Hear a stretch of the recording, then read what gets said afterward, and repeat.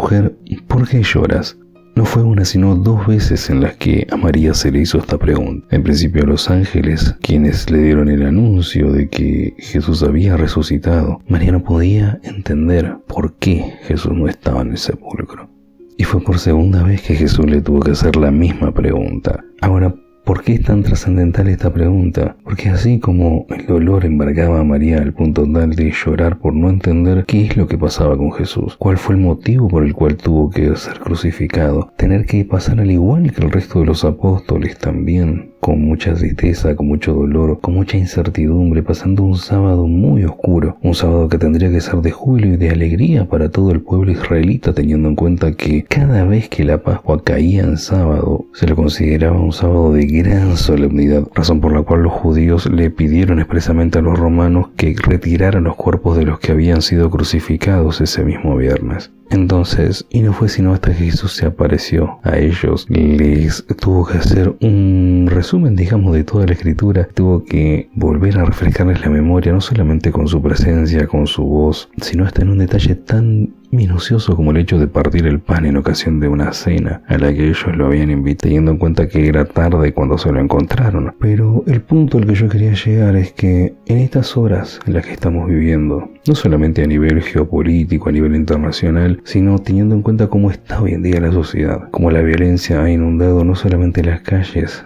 sino también las familias, en donde no solo la inseguridad está a la orden del día, sino que la corrupción ahoga ese pedido de justicia que se da ante este tipo de casos. Y ante este panorama en donde lamentablemente vemos que se normalizan determinadas cuestiones que son inadmisibles, no solamente en cuanto a lo teológico o a lo dogmático, sino en cuanto a cuestiones que rayan ya el sentido común y que no tienen que ver con visiones teológicas ni con interpretaciones de lo que cada uno cree que está bien o que está mal, sino que tienen que ver con cuestiones morales, cuestiones que no deberían negociarse. Y ante ese panorama es que muchas veces el Señor de alguna u otra manera nos dice: ¿por qué lloras? ¿Por qué estás así? ¿Por qué estás triste? ¿Por qué estás angustiado? ¿Por qué pensás que me alejé de vos? ¿Por qué pensás que yo no estoy? ¿Por qué pensás que a pesar de todo lo que estás viendo a tu alrededor yo no sigo estando al control?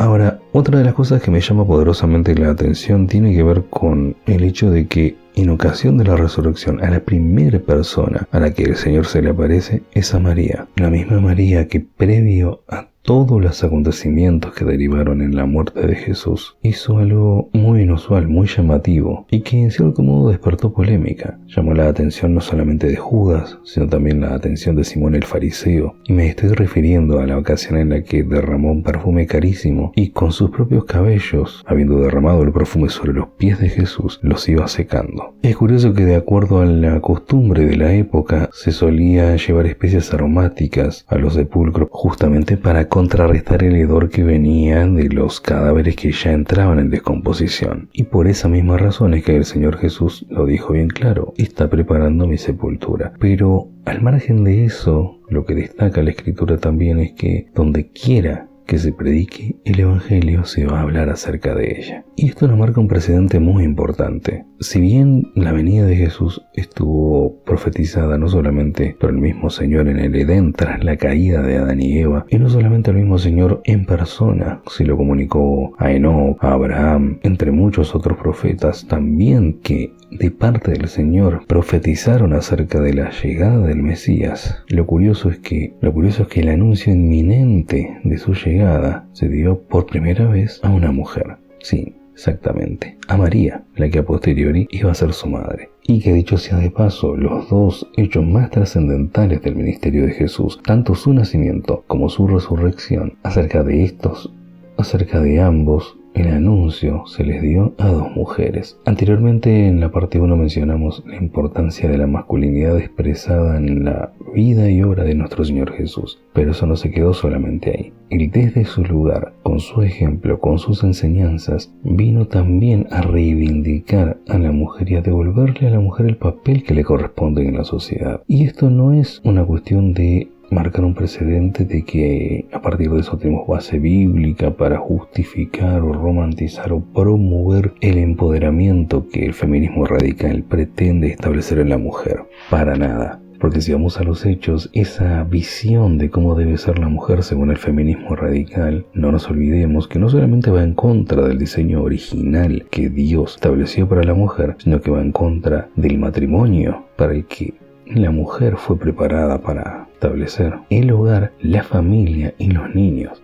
Entonces, una mujer que no apunta en su vida a lograr esos objetivos, o mejor dicho, a formar parte de esas instituciones que el Señor estableció incluso desde el Edén, no puede ser considerada una mujer, o por lo menos no puede ser considerada una mujer de Dios. Y no estamos hablando de que la mujer tenga que ser una simple ama de casa, esclava del hogar, para nada. No estamos hablando de eso. Estamos hablando de la dignidad que el Señor Jesús le devolvió a cada una de las mujeres con las que trató. Y por esa misma razón tuvieron ese nivel de protagonismo al ser ellas las depositarias de tan importantes mensajes, que son los que a su vez engloban el mensaje central del Evangelio. Y por sobre todas las cosas, tener en cuenta, para ir cerrando, de que no estamos ante un hecho aislado, no estamos ante un simple hecho histórico, o simplemente un conmemorativo que el pasado domingo de Pascua, teniendo en cuenta la fecha de grabado este video, intentó de alguna manera conmemorar. Estamos hablando de un hecho que marcó un antes y un después, y que así como muchas veces no entendemos por qué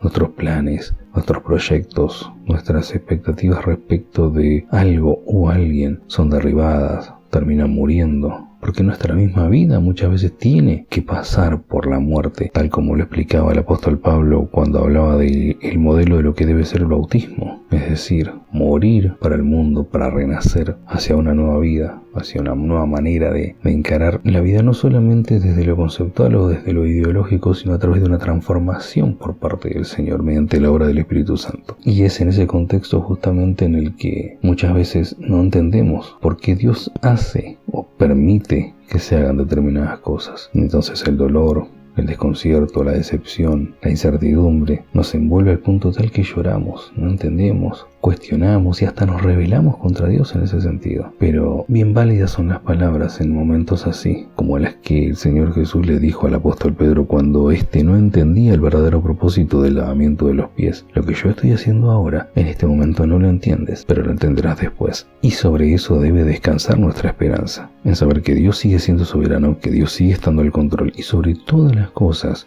que así como el Señor resucitó, así también Él está dispuesto a resucitar nuestra vida, pero no para que volvamos a lo de antes, no para que seamos, como dice el proverbio salomónico, perros que vuelven a comerse el vómito, o cerdos recién bañados que vuelven a revolcarse en el chiquero, sino que podamos renacer a una nueva vida donde todo lo que nos lastimó nos hirió. Y con esto no estoy diciendo que se nos va a hacer un reseteo de la memoria, como que no vamos a saber qué es lo que pasó. Por supuesto que vamos a ser conscientes de lo que pasó, pero a partir de ahora vamos a dejar de mirar el pasado y mirar hacia adelante, hacia lo que Dios nos tiene preparado. Y esa es y debe ser nuestra esperanza.